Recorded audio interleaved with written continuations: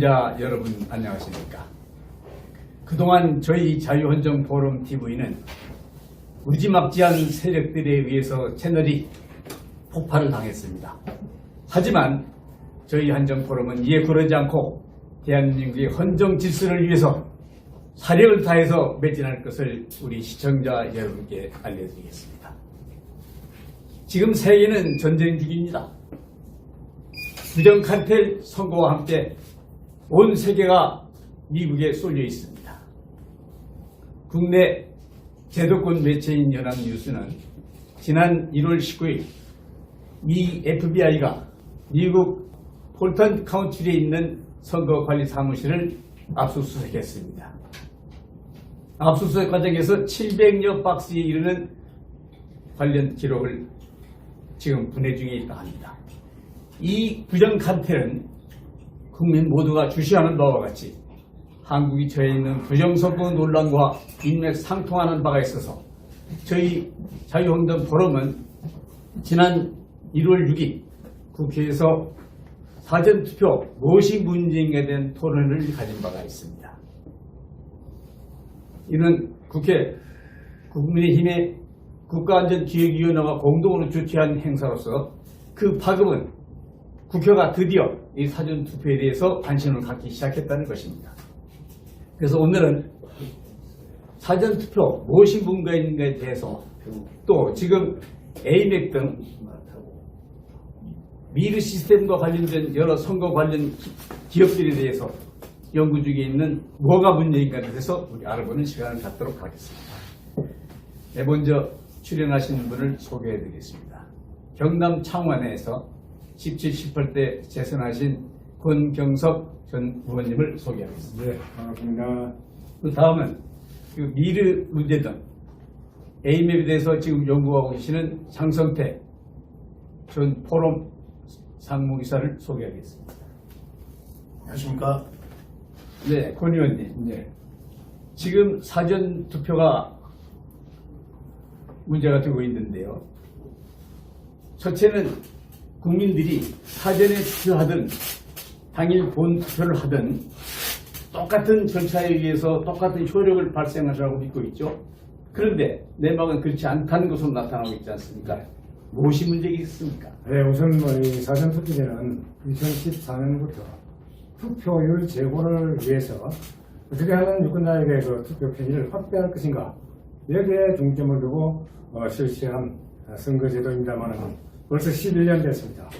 그동안의 이 사전투표 시행 11년 동안에 나타난 현상은 저는 한 세 가지가 크게 문제가 있다고 생각합니다. 우선 총체적으로 원래 투표율 제고를 위해서 만들어진 이 제도가 실제로는 별 효과가 없다.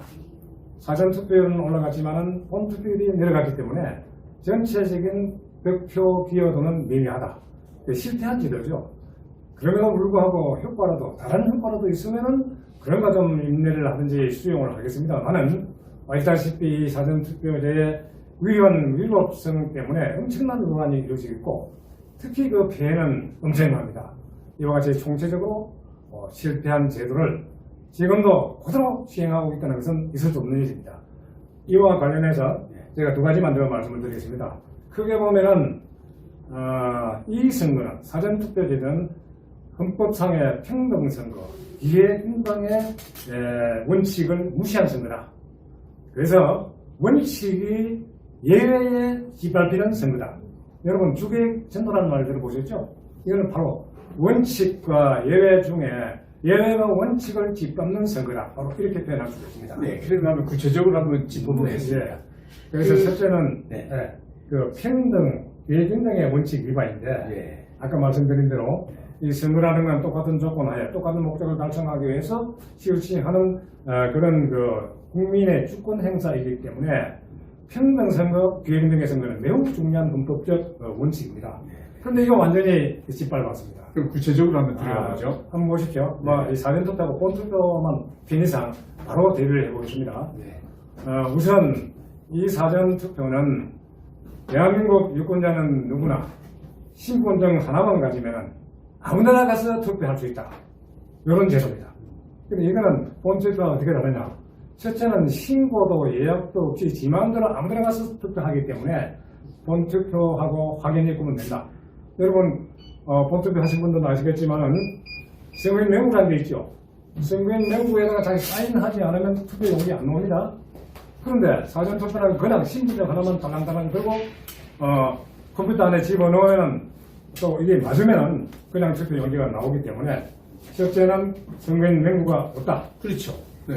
두 번째는 아무데나 가서 투표를 할 수 있기 때문에 왜 선거인 명부를 비치하지 않고 남지 않습니까? 아 그래 그게 문제입니다. 그건 뒤에 종합적으로 설명을 드리겠습니다. 두 번째는 투표 장소를 지 맘대로 선정할 수 있기 때문에 투표 장소에 이미 선택입니다. 본투표는 딱 정해져 있지 않습니까? 자기 거주지에. 그래서 이게 이제 첫째 차이가 있고 또 세 번째는 투표 날을 이틀 중에 또 그러면 본투표까지도 3일 중에 하루를 선정할 수 있기 때문에 이미 선정이 가능할 정도로 자유롭다. 이게 세 번째고 그 다음에 중요한 거는 이제 투표 관리인이 투표 용지가 나오면은 자기 사인을 찍습니다. 그렇죠. 그런데 이 사전투표는 사인 찍는 거 생략해버리고 투표 용지를 사인을 인쇄해서 그냥 배부합니다. 그 점에 대해서 네. 좀 자세하게 네. 우리 시청자 여러분들한테 설명을 해드리죠. 네. 투표 용지가 내려 나오면은 이걸 투표 관리인이 딱 보고는 그 옆에 도장을 찍습니다. 여기 이제 관리인 도장을 찍는 그 위치가 정해져 있어요. 여기다 자기 개인 도장 내가지고 여기다 꾹 누릅니다. 그래야지 책임성이 있는 것이죠. 그렇죠. 이게 말하자면 투표 용지가 불법 용지가 발견됐을 때 이 과연 불법인지 아니냐를 식별할 수 있는 3대 요소 중에 하나입니다. 그렇죠. 선거인 명부 1번, 2번은 투표 관리인의 인쇄가 아닌 사인. 그다음에 이제 그래야 되는데 날인이 안 되고 인쇄된 투표용지가 나온다는 거 아닙니까? 그렇죠. 사전 투표만 왜 투표된 직접 날인을 않고 투표 네. 인쇄를 해서 나오는 것입니까? 그게 이제 투표 편의를 위한 목적이다라고 핑계를 댑니다만은 네. 이것 때문에 이 3대 말하자면 불법 용인이죠. 불법 증거 아니 규칙상으로는 그렇게 만들어 놨다면요. 그렇게 만들어 놓은 이유가 네. 이해할 수 없는 거죠 지금. 그래서 바꾸자는 거예요. 그렇죠. 제가 조사한 바로는 지난번 우리 토론에서도 나왔지만 이 규칙이 새로 신설이 되었습니다. 네. 그게 날짜를 보니까 2014년 1월 17일로 되어 있던데 투표용지에 날인이 참관인 날인이 찍혀 있어야 되는데 인쇄하도록 되어 있단 말이에요. 네. 이건 법을 상위법을 고쳐가지고 규칙으로 만들어서 맞아요. 이게 문제가 있지 않습니까? 그 법이 법률을 위반한 시행령이죠. 규칙이라는 거. 시행령이 법보다 우선한다는 법치주의의 근본을 짓밟는 행위입니다. 이거는 잘못된 거예요. 그래서요, 원 의원님. 그래서 날짜를 보니까 2014년 1월 17일로 이게 신설이 됐는데 이게 신설이 됐다는 것은 자체적으로 신설이 됩니까? 외부에서 고치라고 해서 했다고 생각하십니까? 그거는 이제 이유는 제가 듣기는 하도 많이 사람들이 몰리니 그걸 일일이 다 이제 도장 찍다 보면 시간이 걸린다. 투표 관리인이 수백 명을 상대해야 되는 이런 경우도 있을 수가 있다. 그러니까 이제 이 투표 편의 내지 실속한 투표 진행을 위해서 행정 편의죠. 이걸 위해서 이래 만들었다고 이제 대명을 합니다만은 그 말이 될 수가 없죠. 있을 수 없는 거죠. 예. 그 다음에 이제 매우 중요합니다. 투표지가 있으면 이 모퉁이에 보면은 점선이 찍혀져 있는 이 부분을 가위를 잘라가지고 보관하도록 되어 있습니다. 그렇죠. 이게 왜냐하면 아까 말씀드린 이제 선거인 명부에 사인하는 거, 서명, 투표인의 서명, 그다음에 관리인의 사인 도장 찍는 거, 그다음에 투표지에 일련 번호지를 잘라가지고 이 세 가지를 보관하고 있습니다. 투표소에. 그래서 만약에 뒤에 불법 투표지가 확인이 돼서 대조할 필요가 있을 때는 그 투표 용지를 가지고 이 3대 증거 자료에다가 바로 대조를 해보는 겁니다. 그래서 여기다가 하나도 문제가 있으면 이건 불법 용지로 식별이 가능한 거죠. 네, 의원님 다시 한번 좀 건너보면은 투표 용지에 날인을 하지 않고 인쇄해서 용지를 나누겠다 하는 것은 모든 투표 용지를 언제 집어넣을 수 있도록 누가 식별할 수가 없도록 만든 거 아닙니까? 식별이 불가능하도록 된 거죠. 그렇죠. 결과적으로. 그러면은 이것을 어떤 목적을 노렸든 간에 누군가가 이러한 목적을 위해서 인쇄로 나중에 했지 않습니까? 네. 그러면 그 규칙을 고친 사람, 네. 그 고친 사람을 우리가 찾아서 네. 누가 지시했고 본인이 알아서 했는지 선관위 자체적으로 했는가를 조사할 필요가 있지 않습니까? 이것이 나는 국민들한테 굉장히 중요하다고 생각합니다. 왜냐? 참관인이 없는, 참관인 나리가 없는, 책임이 없는 투표용지가 무더기로 들어갔을 경우 아무런 증거를 잡을 수가 없다는 얘기가 되겠습니다. 그래서 그 규칙을 신설한 제안한 사람, 찾아내면 어떻습니까? 근데 그 부분은 입법 과정에 있어서 누가 발의를 하고 또 누가 그걸 의결을 해서 이게 확정이 됐느냐 하는 그 과정을 좀 따져야 되기 때문에 그 사실 자체가 규명하게 된 안해합니다. 그러나 중요한 거는 이 잘못된 말하자면 제도 자체를 고침으로써 이런 부정 소지를 없앤다. 이게 더 중요하죠. 근데 문제는요, 나경원 전 국민의힘 대표가 이것이 잘못된 규칙이다 해서 개정을 요구를 했다고 합니다. 그런데도 불구하고 개정을 안고 간다는 것은 개정을 안 함으로써 이득을 보는 사람이 있다는 것입니다. 그렇죠? 앞으로 그럼 이 문제를 어떻게 해결해야 되겠습니까? 이 부분은 일단은 부정선거의 용인이 되는 이와 같은 증거 대조사를 없애버린 이 제도를 원상으로 꼼수와 같이 만들어 놓고 거기에 다른 제도를 시행해 나가면서 입법 과정에서는 문제가 있는 것은 그때 따져봐야 될 문제가 있다 이렇게 생각합니다. 왜냐하면 지금 규칙을 만들거나 법을 만들거나 입법기관에 의해서 의결을 거쳐서 만들어진 제도이기 때문에 누가 위반을 했느냐 하는 것은 우선 그게 크게 중요한 게 아니다. 그래서 나중에 이 부분은 또 밝힐 수도 있지만은 지금 이 문제에다 시달리다 보면 시정하면 입법도시 이게 제대로 작용할 수 없으면 유권자의 말하자면 주권 행사 보호에 하나에 도움이 되지 않는다 이렇게 생각합니다. 네, 자유한정 포럼 TV 애청자 여러분, 지금 들으신 바와 같이 사전투표는 문제가 많습니다. 이것은 부정을 효치하기 위해서 때 증거를 잡을 수가 없기 때문입니다. 우리 국민 여러분, 애청자 여러분, 지금 사전투표를 이대로 둘 것인가 관심을 가지시고 계속해서 저희 환정포럼과 같이 활동을 같이 해주시길 부탁드리겠습니다. 그럼 다음에는요, 우리 장승태 총장님, 네. 지금 AL이다. 예. 또는 미르시스템즈다 하는 회사들이 문제가 되고 있죠. 예. 지금 어떤 상태로 어떤 오해를 받고 있습니까? 예, 일단은 우리가 다 알고 있다시피 트럼프 대통령이 글로벌리스트의 본산인 스위스 다보스 포럼에서 2020년도 미국 대선을 조작 선거라고 규명했습니다. 그리고 그 조작 선거에 관련된 기관, 나라, 관계자들은 사법 처리하겠다고 얘기를 했습니다. 그래서 지난 우크라이나 러시아 전쟁 또한 이 사전 투표상에 있었던 부정선거로 기인된 전쟁이고 전쟁이 일어날 필요가 없었던 전쟁이 일어났다고 얘기를 했습니다. 그러면서 FBI가 1급 기밀시설이라는 계정을 통해서 보고서를 발표했습니다. 그 내용 안에 보면 한국은 부정선거의 테스트베드다.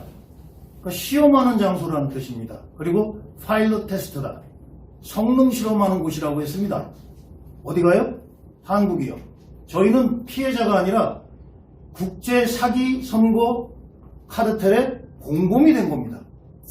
지금 그런 것을 FBI가 발표를 했고 우리 트럼프 대통령이 공교롭게 트루스 소셜과 아까 말씀드린 1급 기밀 시설이라는 계정을 통해서 인용을 하는데 거기서 책임을 질 시간이 다가왔다는 글을 올렸습니다.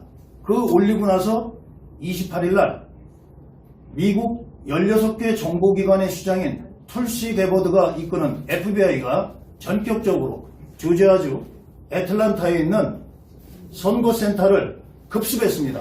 그래서 무려 700박스 분량의 선거 관련 자료를 가져온 겁니다. 근데 2020년대 상황에서 트럼프 대통령이 대선이 끝나고 나서 조지아주 풀턴 카운티 그 사례인데 1만 2천 표 차이로 졌다고 그러지만 내가 이겼다. 이거는 조작된 선거다 하고 한결같이 얘기하고 법적 투쟁을 해왔던 겁니다. 그래서 이번에 박스를 가져오면서 발견된 것은 미인가대, 즉 뭐냐면 우리하고 똑같습니다. 투표관리관에 거기도 도장이 들어가듯이 우리 체크하는 관리관에 서명이 들어가야 되는데 미인가대, 즉 체크가 안 된 32만 5천 표에 대한 미인가 투표지가 있었던 것을 발견했고 지금 700박스를 FBI가 철저하게 검증하는 단계에 있는 겁니다. 즉 조작된 선거에 대한 심판의 시간이 다가왔다는 트럼프 대통령의 워딩이 지금 tulsi gabbard와 FBI에서 진행되고 있는 상황입니다. 부정선거 카르텔이 이제는 공식적으로 해부 단계에 들어갔다고 볼 수가 있겠네요. 예. 그러면은 베네수엘라의 마두로 대통령과 예. 엘살바도르 국가의 부정선거가 휘잡힌 예. 부분이 예. 한국이 연관됐다는 내용은 예. 또 어떤 이유가 있죠? 그 말씀드리면 아까 테스트 베드, 시험하는 장소라는 뜻입니다. 뭐라고 얘기했냐면 파일럿 테스트 장소라고 했습니다. 자, 일례를 드리겠습니다. 이번 FBI 얘기한 건 뭐냐면 2020년도 4월 15일 날 대한민국에서는 4.15 총선이 있었습니다. 거기서 무엇을 한 거냐면 성능 테스트를 했다는 겁니다. 그럼 왜 성능 테스트를 했냐? 2020년 11월 3일 미국 대선에 적용하기 위한 성능 테스트를 한 겁니다. 우리가 잘 알다시피 그때 당시 때 63대 36이라는 1년의 패턴이 반복되는 것이 있었습니다. 그게 똑같이 2020년도 11월 3일 미국 대선에서 그대로 적용된 겁니다. 그래서 이 엘살바도르 같은 경우는 뭐 외신을 보시면 알겠지만 세르비아에 데이터 센터가 있었습니다. 그 데이터 센터, 그 다음에 베네수엘라의 도미니언 시스템 데이터 센터가 있었습니다. 이들이 망이 원래는 분리가 돼 있어야 되고 연결이 안 됐어야 되는데 이들이 패스워드를 통해서 망을 연결한 겁니다. 즉 미리 시스템즈가 어떻게 그러면 FBI 지목을 된 거냐면 국가선산망은 망분리 원칙이 있습니다. 그래서 중앙선관위 또는 미국의 어떤 선관위 기관과 개인이 망이 연결되면 안 되는 겁니다. 근데 이 망이 선거기간에 연결이 된 겁니다. 그 연결되는데 우리 2023년도 김기현 국정원장이 감찰을 했을 때 나왔던 얘기가 뭡니까? 망이 연결돼서 해킹당해서 패스워드가 1, 2, 3, 4, 5였습니다. 세상에 무슨 놈의 패스워드가 1, 2, 3, 4, 5입니까? 어느 집에서 집에 요새 전자 출입구 하는데 그 비밀번호를 1, 2, 3, 4, 5로 하는 사람이 어디 있겠습니까? 그리고 요 최근에 뭐라 그랬습니까? 선관위에서 사전투표기간 동안에 망이 열려 있었다. 외부에서 들어올 수 있었다는 얘기입니다. 그러면 베네수엘라에서도 들어올 수 있고 세르비아에서도 들어올 수 있고 중국에서도 들어올 수 있고 북한에서도 들어올 수 있는 겁니다. 거기에 아까 김기현 국정원장이 발견했지 않았습니까? 1, 2, 3, 4, 5. 근데 이번에 엘살바도르 같은 경우는 수원 선관위 연수원 사무실에 가면 조그만 현판이 있습니다. A앱 서울 센터라고 적혀 있습니다. 현판이 연수원이라는 간판이 크게 있습니다. 사진을 보시면 그 밑에 요만한 현판에 A앱 서울 센터라고 되어 있습니다. 즉 여기가 뭡니까? 수원 연수원이 A앱의 서울 센터인 겁니다. 전산시설 없다고 얘기했는데 전산시설이 있었던 겁니다. 거기서 뭘 했냐고요? 엘살바도르 부정선거에 관여가 되어 있다는 걸 FBI가 발표한 겁니다. 네. 지금 고무적인 것은 국내 제도권 언론들이 보도를 하기 시작했다는 것입니다. 네, 그렇습니다. 저는 눈여겨볼 것이 지난 1월 19일 연합뉴스가 카운트에 대한 네, 맞습니다. 압수수색 보도를 했죠. 예, 맞습니다. 이제는 아마 한국 언론도 그 보도를 하지 않을 수 없게 될 것이다. 예. 지금 현 정부는 어느 정도나 그 사건에 대해서 인지를 했다고 우리가 추정할 수가 있습니까? 100% 인지하고 있습니다. 그렇다면은 그러나 반응만 안 보일 뿐입니다. 이재명 대통령이 밤잠을 설치고 있다는데 그러한 원인도 하나가 있을 수가 있겠습니다. 예.